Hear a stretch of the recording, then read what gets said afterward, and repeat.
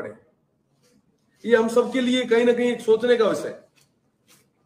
साथ ही साथ में मैं आपको बताना चाहूंगा कि जैसे ओल्ड कैंपस है, जैसे एमडीएस है, इनमें जो बच्चे जहां पे कहीं ना कहीं इनको लग रहा था कि एक तरफा पोलिंग हो रही है, तो उनको डाइवर्ट करने के लिए इन्होंने बार बार बच्चों को परेशान किया। आइडेंटिटी के साथ में आधार कार्ड का भी चालान मांगा। वोटिंग परसेंटेज, आप एक चीज और मैं साथ में आपको निवेदन करना चाहूंगा कि 11 बजे और 12 बजे के बीच में वोटिंग परसेंटेज एकदम से 2 से 3 गुना बढ़ गया। ये हम सबके लिए एक सोचने का विषय था कि आखिर ऐसा कैसे हो गया। उसके बाद में जब आगे की बात अपन देखते हैं, छात्र संघ का चुनाव 1 बजे तक खत्म हो जाता है। 1 बजे के बाद में आप देखिए कि 2.5 से 3 घंटे तक वो चुनाव चलता है। ये अचानक से एकदम से कैसे? मैं आपको बताना चाहूंगा कि ये एक सोची समझी प्लानिंग थी कि कैसे भी करके सत्ता का दुरुपयोग करके पुलिस प्रशासन की मदद लेके विश्वविद्यालय के अंदर जो बैठे नॉन टीचिंग और कॉन्ट्रैक्ट बेस के जो भी लोग हैं उन सब की मदद लेके हम ज्यादा से ज्यादा फर्जी मतदान करें ताकि एक कमजोर उम्मीदवार कहीं ना कहीं चुन के आए। मैं आपके जानकारी के लिए बताना चाहूंगा आप सभी को, जो डीएमएस जो मैनेजमेंट डिपार्टमेंट के पुराने एचओडी हैं जसपाल जी भादु, मैं आप सबके माध्यम से उनको पूछना चाहूंगा कि आप उस कैंपस के अंदर, उस प्रेमिसेस के अंदर बैठे थे और सभी का यही कहना है कि ये कांग्रेस से जुड़े हुए हैं और ये कहीं ना कहीं एनएसयूआई को सपोर्ट करने के लिए, एक कमजोर उम्मीदवार को सपोर्ट करने के लिए, फर्जीवाड़ा करने के लिए, फर्जी वोट दिलवाने के लिए ये वहां पर बैठे थे। साथ ही साथ में हमारे यहाँ पे जो चीफ प्रॉक्टर है KR पटेल, उनपे भी कई बार ऐसे लांछन पहले भी लग चुके हैं। वो कांग्रेस के प्रवक्ता भी कहे जाते हैं और कहीं ना कहीं मुझे पूरा भरोसा है कि वो जो कल जो मतगणना है उसके अंदर भी ये सब मिल बैठकर बड़ा कोई ना कोई फर्जीवाड़ा करने का पूरा प्रयास कर रहे हैं। और साथ ही साथ में जो तमाम छात्र थे उनको गुमराह करने का इन सभी ने काम किया है। चुनाव बढ़िया तरीके से भाई अरविंद सिंह भाटी बड़ी बहुमत के साथ में जीत रहे थे, तो उनको कहीं ना कहीं पीछे धकेलने के लिए इन्होंने बड़े स्तर पे फर्जी वोटिंग की है। कई सारे ऐसे उदाहरण हैं, कई सारे विद्यार्थियों के इन्होंने आइडेंटिटी कार्ड लिए हैं और पूरे तरीके से एक कमजोर कैंडिडेट को जिताने के लिए जो इनको प्रयास करना था इन्होंने किया है। इसको लेके मैंने पहले भी विश्वविद्यालय प्रशासन को और जो जिला प्रशासन है उनको चेताया था कि ये फर्जी पोलिंग होगी। उसके बाद में आज जब फर्जी पोलिंग शुरू हुई तो मैंने 10 बजे सोशल मीडिया के माध्यम से और लिखित एक लेटर के माध्यम से मैंने प्रशासन को कहा कि आप फर्जी वोटिंग जो हो रही है उसको कैसे भी करके रोकिए, पर फिर भी उस चीज को नजरअंदाज किया गया। पुलिस प्रशासन पूरे तरीके से जो ये फर्जी वोटर आ रहे थे उनको सह देने का काम कर रहा था। इससे पहले भी मैं अगर आपको छात्र संघ चुनाव से अगर पहले की घटनाओं को याद दिलाऊं, उन पे अगर प्रकाश डालूं, तो मैं आपको निवेदन करना चाहूंगा कि जो छात्र संघ के कार्यालय थे वो भी कहीं ना कहीं बंद करवाए गए, सिर्फ एक उम्मीदवार को छोड़कर।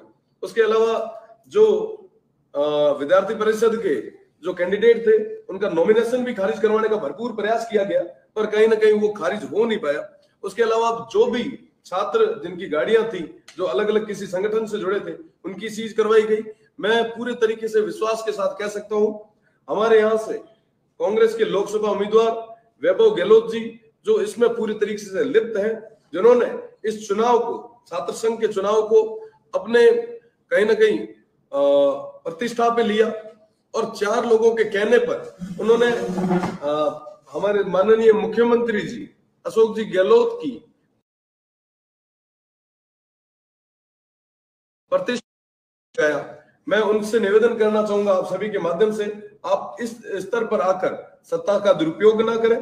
ये विद्यार्थियों का चुनाव है, विद्यार्थियों को अपने स्तर पर विधायकों की मीटिंग ले, हमें कोई आपत्ति नहीं है, पर छात्र संघ के चुनाव के अंदर इस तरीके से सत्ता का दुरुपयोग ये बिल्कुल भी जायज नहीं है।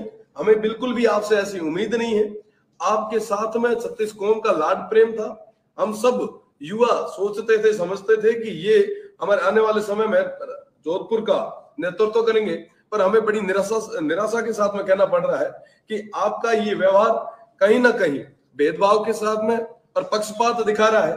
मेरा निवेदन है कि आप ऐसे कृत्यों में लिप्त ना रहे, और साथ ही साथ में मैं मीडिया बंधुओं के माध्यम से मैं निवेदन करना चाहूंगा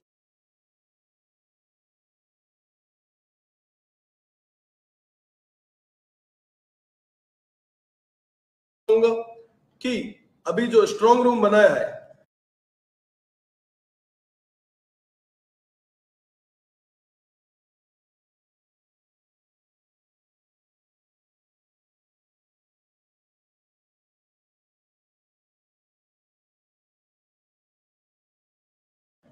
उसका हम सब, जो मेरे बड़े भाई, मेरे भाई अरविंद सिंह जी और मैं, वहां जाके हम उनकी सुरक्षा के लिए, क्योंकि हमें पूरा अंदेशा है कि वोटिंग की जो काउंटिंग होगी, वोट काउंटिंग होगी, उसके अंदर भी कहीं ना कहीं बड़े स्तर पे ये फर्जीवाड़ा करेंगे।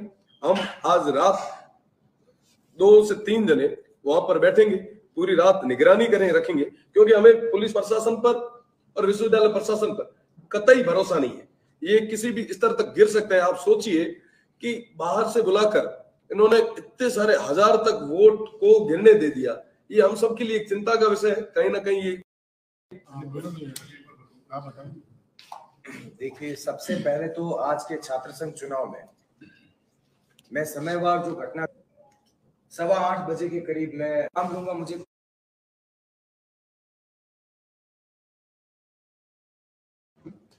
रामचंद्र जी जलवाणिया और चेतन राम जी ग्वाला, ये वहां पर जहां पर आर्ट्स के वोट पड़ रहे थे, वहां पर एंट्रेंस के अंदर खड़े थे दोनों। एजेंट जो होते हैं वो रूम में बैठ सकते हैं, उन दोनों के अधिकार किसने दिया कि शुरुआत के 2 से 2.5 घंटे तक वो वहां खड़े रहे। पुलिस प्रशासन सामने खड़ा, मैं उनको 10 बार कह चुका था, मैंने कहा आप इन्हें बाहर तो भेजिए, पर उनके जूं तक नहीं रेंग रही थी। चलो, उसके बाद पुलिस ने जैसे तैसे करके उनको साइड में किया, वो घटनाक्रम चला।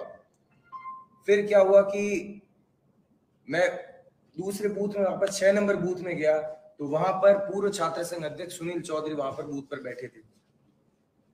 आप एजेंट जो होता है वो घूम सकता है, अगर वो वोटर होते तो वोट देके जा सकते थे, उनको ये घूमने का अधिकार, आपके खुद के कायदे होते हैं, कर्तव्य होते हैं, पर जो छात्र संघ का चुनाव होता है उसमें आपकी भूमिका सिर्फ छात्र की होती है, आप अध्यक्ष नहीं रहते हो। उस दौरान मैंने वहां पर अच्छे ऑफिसर को, 3 तारे लगे थे यहाँ पर, उन साहब को कहा, मैंने कहा साहब इन्हें बाहर निकालिए, तो उनको बाहर निकाला जाता है वहां से बड़े इज्जत के साथ, ताजपोशी करके कि साहब बाहर पड़ा।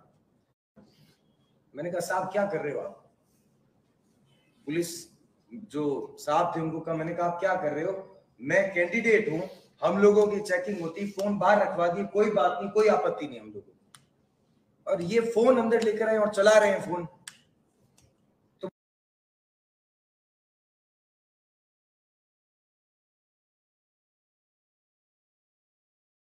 बोले कि नहीं हम इनको बाहर भेजते हैं। मैंने कहा आप ऐसा करिए ना, अपनी गाड़ी मंगवाइए, आराम से बिठा के भिजवाइए, आप भेज पा नहीं रहे हैं। उसके बावजूद मुझे अफसोस के साथ कहना पड़ रहा है, वो भाई 1 घंटा तक वहीं खड़ा रहा, किसी भी वर्दी के साहब की, वर्दी पहने साहब की इतनी हिम्मत नहीं हुई कि उसको वहां से बाहर निकाल सके। फिर कुछ देर बाद जब मैं दूसरी फैकल्टीज जहां वोट पढ़ रहे थे वहां पर गया, तो वहां पर भी यही हालात थे कि आईडी कार्ड छपटे जा चुके थे किसी के। सुबह 8:30 से 10 बजे के दौरान मेरे पास कम से कम 25 ऐसे विद्यार्थी आए जो कह रहे थे कि मेरा आईडी कार्ड छीन लिया गया, बकायदा नाम पढ़ा गया, नाम के पीछे अगर सिंह दिखा था तो आईडी कार्ड गले में झपटा मार के छीन लिया जाता, किसी का आधार कार्ड छीन लिया जाता। इसके भी मैं आपको पुख्ता वो छात्र आपके सामने खड़े करवा दूंगा जिन लोगों के साथ ये घटना हुई। इसके अलावा मैं आपको कुछ ऐसे वीडियो विजुअल्स प्रोवाइड करवा दूंगा जिसमें वोटर अंदर मोबाइल लेकर गया है, उसने वोट दिया है और खुद का चेहरा भी दिखाया है। इसका मतलब पुलिस प्रशासन जहां से एंट्री दे रहा है वहां पर आप चेकिंग किसकी कर रहे हो? वो मोबाइल अंदर लेके गया कैसे? और ऐसे 2 अलग अलग वीडियो है। तो 2 वीडियो वो, तीसरा भाई सुनील चौधरी, ये तीसरा फोन ले जाने वाला। उसके अलावा 2 लोग वो जो स्टार्टिंग में बाहर खड़े थे, आप 5-6 लोगों को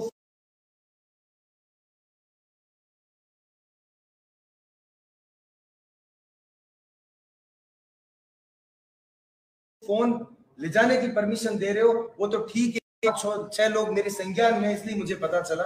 इसके अलावा जब पोलिंग 1 बजे बंद हो जानी चाहिए, बंद का आशय जो लोग प्रीमिसेस में, परिसर में प्रवेश दे लेते हैं उनकी वोटिंग होती है, पर 3:30 बजे तक 2.5 घंटे और ऐसी कौन सी भीड़ थी? मैं खुद 6 नंबर बूथ पर 1:30 बजे से लेकर 3:30 बजे तक बैठा रहा। उस दौरान 40 ऐसे विद्यार्थी आए जिनका वोट ऑलरेडी डाला जा चुका। वो आईडी कार्ड लेकर आए और मैं मैडम से बात कर रहा था जो उस बूथ की हेड थी, उनसे मैंने कहा मैडम क्या? तो क्या इनका वापस टेंडर वोट। मैंने कहा क्या करोगे इसका? एक बार आपसे गलती होगी, 2 बार गलती होगी, 3 बार होगी, ये 40 वोट तो अब आए, इससे पहले आपने न जाने किनको भेजा होगा। और मैं तो स्पष्ट कहता हूं टेंडर वोट का पता भी नहीं होगा लोगों को कि टेंडर वोट क्या है, चैलेंज वोट क्या है। और उसके बाद वहां पर एक सर थे जिनको पता था लिंग 2 के नियमों के बारे में, उन्होंने अवगत करवाया कि आप टेंडर वोट डालिए। तो जब मैडम को इस बारे में 40, आप सोचिए कि 40 अगर किसी के वोट डाले जा चुके एक पर्टिकुलर बूथ में, तो वहां पर जो स्कैन करने वाले भाई साहब थे वो कर क्या रहे थे? आप चेहरा ही नहीं देख पा रहे हो 40 लोगों का। ये पूरा दिखाता है कि बहुत बड़ी गलती हुई आज के चुनाव, पूरा सिस्टम का फेलियर है। मुझे कहते हुए शर्म आ रही है, विश्वविद्यालय प्रशासन और पुलिस प्रशासन पूरी तरह से साथ मिलकर के उन्होंने आज का चुनाव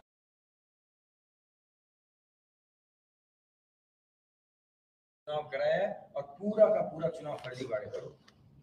जितने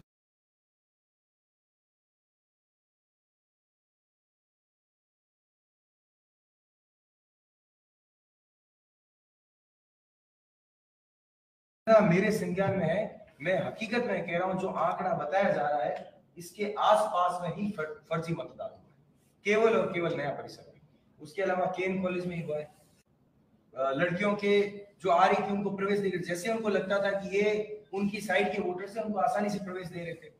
ओल्ड कैंपस में मैं जब मेरा वोट डालने गया, किसी आदमी के पास, किसी भाई के पास खुद का आईडी कार्ड था यूनिवर्सिटी का, वो आधार कार्ड नहीं लेकर आया था, उसको वहीं से वापस करवाना। आपकी जिम्मेदारी है प्रोटेक्शन देना, व्यवस्था को बनाए रखने से बेदखल करना।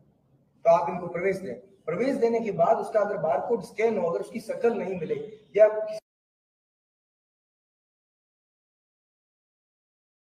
किसी भी प्रकार की और कोई त्रुटि पाई जाए, तब आप उसको बाहर कर सकते हो। आप होते कौन हो बाहर करने वाले? और उसके अलावा जो डीएमएस का अभी जो लफड़ा चल रहा था, कम से कम उस आधे घंटे के दरमियान 15 से 20 कॉमर्स के स्टूडेंट वहां आए जो कॉमर्स फैकल्टी अंदर समझते हुए वोट डाल रहे हैं। मतलब आप खुद मेंटली प्रिपेयर होकर आते हो कि कॉमर्स फैकल्टी ओल्ड कैंपस के अंदर है, आपको वोट वहां डालना है, इतना चल कर आओ, फिर पता चले कि वो सेनापति भवन के पास है और इधर से ट्रांसपोर्टेशन बंद है, आप गाड़ी या खुद की बाइक नहीं ले जा सकते, आदमी क्या करेगा? आप सारी फैकल्टीज का वोटिंग परसेंटेज देखिए। ऐसा ओल्ड कैंपस में क्या था जहां पर 50% पोलिंग ही रही? क्यों यहाँ पर कोई अंदर जंगली शेर छोड़ रखे थे जो लड़के आने से डर रहे थे या छात्रें आने से डर रही थी? 50% से बिलो रहा। एक इवनिंग का 70% रहा, क्योंकि वहां पर इंस्टीट्यूट बेस पर इलेक्शन होते हैं, वहां पर प्रेसिडेंट लड़ते हैं, तो वो दोनों अपने एफर्ट्स लगाते हैं। 12 बजे के बाद ड्रास्टिकली एकदम परसेंटेज बढ़ जाता है, वोटिंग परसेंटेज नए कैंपस में, न्यू कैंपस में। ये चीजें साफ दिखाती है।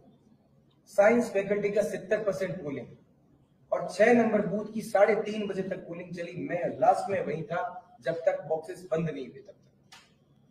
क्या आप लोग इतनी स्लो वर्किंग क्यों? ऐसे बहुत से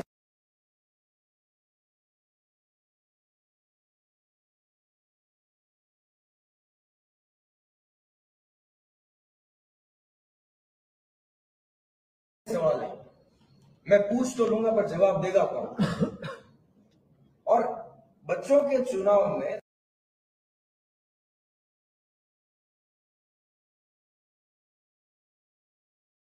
छात्रों के चुनाव में अगर सरकार इस प्रकार से काम लेगी तो किसी आदमी के पीछे अगर उसके हजारों समर्थक जुड़ेंगे तो निश्चित तौर पर विरोध करेंगे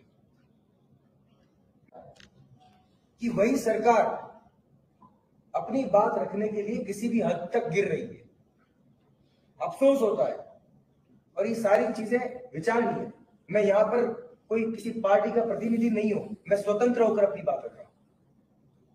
इसलिए आप सब से रिक्वेस्ट है, विनती है कि जो बात है सरकार तक पहुंचाई जाए कि आज किस प्रकार से विश्वविद्यालय